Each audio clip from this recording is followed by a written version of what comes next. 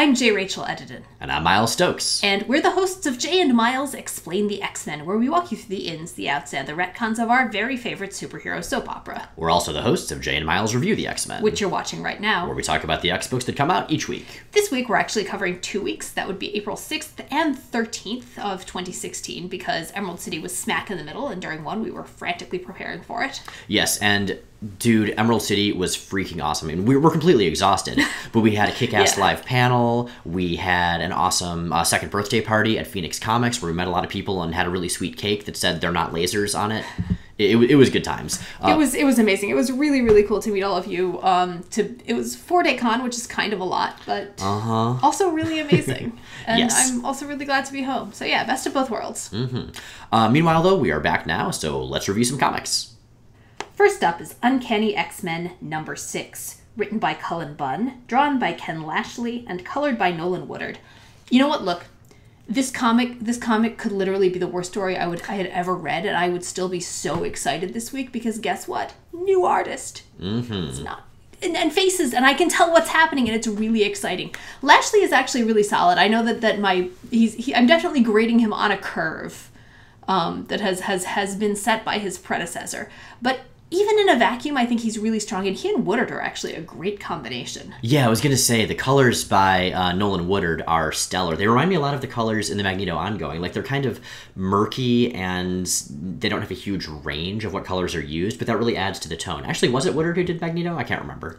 It was not. It was Jordie Bellaire. Okay, but regardless, it's a good thing the way both those colorists do their work, and that really shines through here. That complements Ken Lashley's art quite well, I think. Yeah, Lashley is a very delicate artist, which is not something I would have picked out and assigned to a book like this, but actually works and fits this particular story very, very well.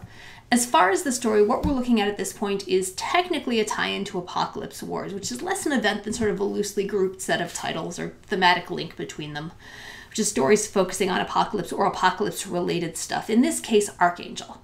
So Angel has been basically a tabula rasa, and he is at this point starting to return, and we're starting to figure out what's happened to him. I question the Apocalypse Wars specific tie-in. It was just supposed to be the 3 issues, right? Well, initially, or is it 3 full stories? It's going to be 3 arcs. It's going to be one arc in each Team X-Men book. Okay, that helps a lot, because this is very obviously just the first issue of an arc, and I was kind of thinking, like, wow, this as a tie-in on by its own really feels incomplete. But no, okay, knowing that helps a lot. Yeah, it's a strong story, and it's an interesting book. I mean, this is the militant end of the X-Men. This is the team that's closest to sort of old school X-Force. And the fact that they're the actual title that you'd expect to be the flagship, namely Uncanny, is a really interesting tone setter for this era. Yeah, agreed. One thing I find kind of interesting is the use of incredibly tangled continuity in this book, because as far as all the Apocalypse War stories, I mean, okay, Evan Sabaner, Genesis, he's complicated. He was an alternate Apocalypse, etc. No, you can explain him very simply. Right. He's a clone of Apocalypse who was raised in a loving virtual environment and came out good. The end. Right. But point being, the really complicated one, and I think it's just like Apocalypse and Extraordinary X-Men, the really complicated one is Archangel, because not only do you have to deal with how Archangel's related to Apocalypse as far as the Death Seed and reincarnating and stuff like that, you also have to deal with how he was turned into Archangel in the first place and all the various transformations he's gone through. And I gotta say, for diving into something so complex and fraught, I mean, the kind of thing that we could easily dedicate like a full or multiple episodes of the podcast to. And have. We did fairly recently. Well, right, but I mean, just focusing on Warren. Yeah. This book handles it well. There's a big double-page spread that gets a lot of it across in a pretty clear and concise fashion. Is it complicated? Sure, but if you're going to make a story about Angel, you kind of have to include that stuff. Yeah, it does, I think, a fairly good job of being heavily rooted in continuity, but not overly reliant on the details of it. I think this is a story that you should be able to follow, even if, for instance, you're not intimately familiar with the Death Seed stuff and the things that led more immediately up to Warren's current state, or the older stuff. I mean, it'll help, and there will be things that you'll catch that you'd otherwise miss, but overall, I think it stands on its own pretty well. And, I think it's an okay jumping on point. I mean, I have been leery about recommending this series because of Land on the art up till this point. Assuming Lashley is staying on, I feel pretty good about it now, and really curious to see where this particular thing is going to go, because this is a story we've been waiting to see wrapped up for years at this point. Yes, well, or rather, it's been wrapped up over and over and over. It keeps coming back, right. So I'm cool with revisiting it. Oh, and there's a second story. There is, yes. Yes, there is. So we saw a second story like this, kind of like in Extraordinary X-Men, where Magic and Sapna went and did their thing. In this case, it's Magneto talking to Zorn, and we sort of get to see the way the world's reacting to what Magneto's doing. We also get to see Zorn written in the coolest way he's been since before the stupid Magneto reveal at the end of Morrison's run. And I'm really excited about that, because I always liked Zorn, and that felt very much like character assassination by the creator of the character when Morrison did what he did. So however they deal with who Zorn actually is at this point, I don't even care. I'm just happy to have him back, and I'm happy to see more of the global view of what Magneto's doing. I honestly don't care about any of that. I'm just really excited to see Monet having facial expressions. Yup. Second, we have Old Man Logan #4, written by Jeff Lemire, with art by Andrea Sorrentino and colors by Marcello Maiolo. And damn, this book kind of blew me away. We hadn't been so sure about Old Man Logan from the start. It was alright, it kind of varied in quality, it had been gradually improving. And in my opinion, this is a straight-up excellent issue. It's the conclusion to the first arc. It's the conclusion to the arc that leads into Logan joining the team in Extraordinary X-Men. And what it really feels like is the conclusion to a very long prologue. Yeah, and I think that's okay, because with a character like this transitioning from one reality to another, I think you kind of need that. Like, the Secret Wars miniseries sort of filled that role, but really it was just part of Secret Wars. It was, hey, here's a bunch of worlds, realize that your world is not the own. This is Logan in the 616, or Marvel Universe Prime, or 616.1, or whatever you want to call it. And so, yeah, it's all what it also is him finally coming to the realization that his mission of vengeance, trying to take out the people that created the dark future he's from, it's not going to work because this is the wrong world. And the way that is realized, the way that Captain America and Kate Bishop show that to him, it's an effective reveal. It's sad and it feels right, and you really get Logan's pain and Logan's just the wandering that this leads him into. And a lot of that, I think, comes from the work of Sorrentino. The art in this book is just so expressive. Yeah, it's really beautiful. I have had problems with Sorrentino's storytelling before, but I gotta say, here he's really, really blowing me away. His pacing and his use of page layouts as a storytelling mechanism are really, really cool. I mean, I've talked before about how he's just impeccably stylish, and sometimes that can get in the way of the narrative. You remember that time there was a panel that was shaped like cows, and then cows blew up? I do remember that. that was nice. That was a thing. We appreciated that. But here he's managed to harness that in service to the story. Yeah. Really, really beautifully. There's one sequence in particular where Logan is going on his I don't know what to do with my life wandering after the big reveal, where the layout of the panels, the progression from one panel to the next across the backdrop of a map of the United States and Canada, like, it tells in a 2-page spread what otherwise could have been like a couple issues by themselves, and I don't feel like we really lose any important information because of that condensing. So, nice. This is also the point at which this series, I would say, becomes more solidly an X book, given the pieces. And what it's starting to feel like to me, I mean, we knew that this took place before Extraordinary X-Men #1. What I'm starting to think is that this is going to be almost more of a prologue to that. Yeah. Which is interesting because, well, I mean, Extraordinary has been a rough series. This one has been on and off, but overall pretty strong. Extraordinary hasn't. And I'm wondering and hoping, too, that having this as a prologue, especially having this issue as the connector, or as part of the connector, will redeem some of that. I think it very well could. Regardless, I'm especially curious to see what happens next in Old Man Logan, since it isn't ongoing, and since it's now, at least in part, caught up with Extraordinary X-Men, the team book. Well, it caught up with #1, at least. I guess, yeah, that's true. So, are these going to be adventures that take place sort of simultaneous, or in an indeterminate relationship timeline-wise, like, say, All New X-Men and All New Wolverine? Doesn't really matter, but I'm curious to see where it goes, and as long as Sorrentino stays on art, I will follow this book to the ends of the earth and back. You might have to, given the current plotline. It's true. Next up is All New X-Men #8, written by Dennis Hopeless, drawn by Paco Diaz, with colors by Rochelle Rosenberg. This is a cool issue, and it's an issue that kind of leaves me wondering why on earth we haven't seen more Doctor Strange and Hank McCoy interplay in the Marvel Universe. Right. I mean, this issue is basically a sort of team-up issue. It's almost entirely just the two of them interacting, and it works so well with Strange's, like, sort of throw caution to the wind approach to magic and Hank McCoy's equivalent approach to science. It's a no-brainer. Like, yeah. What will be Hank McCoy's equivalent approach to science? And one of the really interesting things about this issue is that the way that Hank describes his sense of magic and the role it plays and how it interacts with the world is very much the way his older counterpart has historically approached science. It's been the shortcut from point A to point B that he jumps into without really thinking through. And seeing him partnered up with Strange, seeing more the commonalities of than the differences between their perspectives and the way those play out visually is a lot of fun.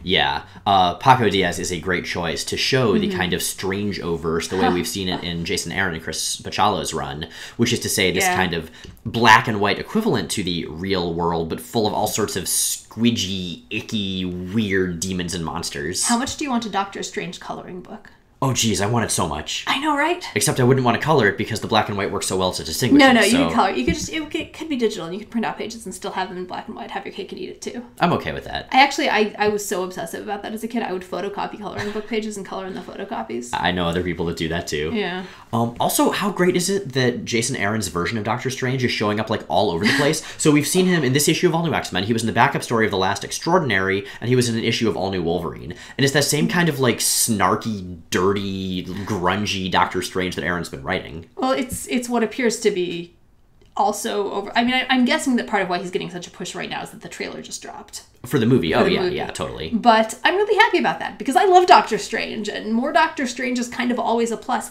And more Doctor Strange interacting with characters he's not normally matched with is a plus. Seeing him running around with Laura. And here, again, especially with Hank, because they are, in many ways, such parallel figures, and as such so rarely intersect within the larger Marvel universe, that seeing that, and especially seeing, the newer version of Doctor Strange and the younger version of Hank, like, it's a dynamic that I wouldn't necessarily have anticipated, and in retrospect, don't know why I wouldn't have. It kind of reminds me of the Jean Grey Marvel Girl, or the Jean Grey Scarlet Witch team-up story in X-Men First Class, actually. Right, like, why didn't someone think of this? Yes. So, Diaz on art. Diaz and Rosenberg, I want to talk about a little bit because like you said, I really, really like them for this story. And while I like Bagley, I'd be really interested in seeing what this team would do with, less mystically oriented and more character-focused stories, because Diaz's ability to balance action and expression is something that I really like about him. I think stylistically he's a very, very good match for this book. And again, like you said, this is a very, very focused story, and the star of it is definitely the weird. And I'd be interested in seeing what he could do with more of this. Bagley is obviously fantastic, but yeah, I want to see what other people can do on this playground. Finally, we have X-Men 92 number 2, written by Chris Sims and Chad Bowers, with art by Alti Firmansha and colors by Matt Milla. And I've been wanting to say this since reading this issue this morning. It's a little bit of a spoiler, but you know what? The issue 3 solicitors are already out, and this is on the cover, so no guilt. X-Men 92. You've got a Dracula problem. Because of course Dracula had to come in with this creative team and this era. Yeah. I've actually kind of been waiting for Dracula to show up in X-Men 92 since the Secret Wars series. Oh yeah. Like, okay, so one of the things I love about X-Men 92 is because it's its own continuity and doesn't have to pay attention to anything else other than feeling like the 90s, it can pull in absolutely everything. And as any good X-fan knows, yes, Dracula is an important part of the X-Men mythos. It's true. As are the Darkhold, the People's Protectorate, who are back from Russia, and a young group of students at the school who are comprised of the kids from X Factor, the X-Force team by Peter Milligan, the X-Statics. And Generation X, all sorts of other people, and I love that it's just all crammed together. I love that Psylocke and Bishop are part of this X-Men team, but they come from X-Force because, that would make sense. That wasn't their continuity, but it makes sense. I like that so far in both issues of this series, Rogue has gotten into a fight with a bear. I wonder if Sims and Bowers can pull that off every single issue. If they can find an excuse for Rogue to fight a bear every issue. I really hope so, because, man, Firmansha draws bears getting punched better than we have seen since that one weird little Nancy Drew manga. Now there's something you can put on your resume. Do you remember there. When Nancy Drew punched a bear? Because that happened. I remember when Misty Knight punched a shark. Does Nancy Drew have a robot arm? I'm going to assume so. Yeah, I'd say yeah. Yeah, probably. okay. Anyway, though, so yeah, this kind of a kitchen sink approach, it really works because, like, we've mentioned this in the context of 92 before, but the way we've always described Justice League and Justice League Unlimited, the cartoons, is that they're a distillation of what makes the DC Universe work. And I think that's what we're seeing with X-Men 92. It's a distillation of what makes X-Men, specifically the anything goes, high action, high drama 90s feel of X-Men work. It's weird to talk about it as a distillation because there is so much in this. Like, it feels like one of those mixed bags of confetti that you just shake up and throw at someone who hates you forever after that, but is really glittery. Well, again, it's the 90s. You wouldn't get the feel of the 90s unless you had far too many things going on and intersecting in stupidly complicated ways. Well, and that's the thing. So one of the things about the animated series especially is that it sort of paralleled the comics, but you had to kind of scramble to catch up. And one of the things about the comics in that era is that they weren't that coherent. So you had to work out a lot from context. This is coherent, but it continues the pattern of throwing a lot at you and sort of assuming that you'll be able to keep up or at least pull out the salient details. How well that worked for you is really, I think, going to vary from reader to reader. It's something that, for me, as someone who started with a lot of X-Men at once, not overly coherent, like, this feels like X-Men to me. This is what reading X-Men feels like. It feels like being stuck in a blender.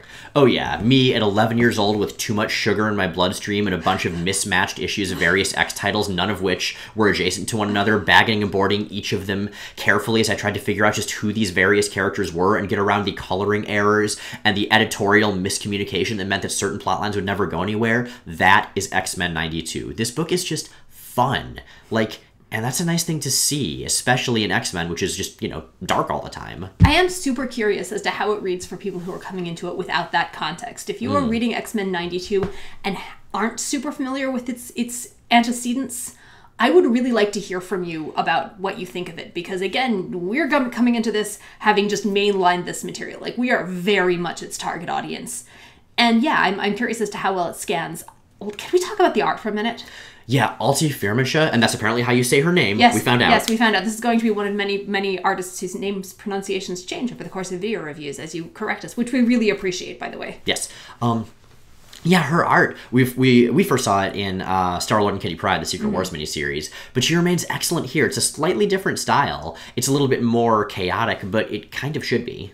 Well, and a lot of that is a product of the coloring, too, because it was very watercolor on Star-Lord and Kitty Pryde, and here it's very 92. It's very that saturated. I mean, it's Manila. It's the same thing that we saw in the Secret Wars series. But, man, she has that joyous, bouncy, cartoony, but very coherent, high-action... there are so many panels in this that just made me smile and laugh, and... Yeah, and oh god, her Wolverine is so good. I just want to drop him into every single other book, especially the ones where he just wildly clashes with the art style. It would be great. I want the adventures of this Wolverine, drawn by this artist, just in everything. Wildly inappropriately, because man, he is so delightful. I would be okay with that. And Rogue punching bears. I want Rogue to punch all the bears. Every single issue. Sims and Bowers, I hope you're listening. Yes, every issue, there's your challenge. Issue.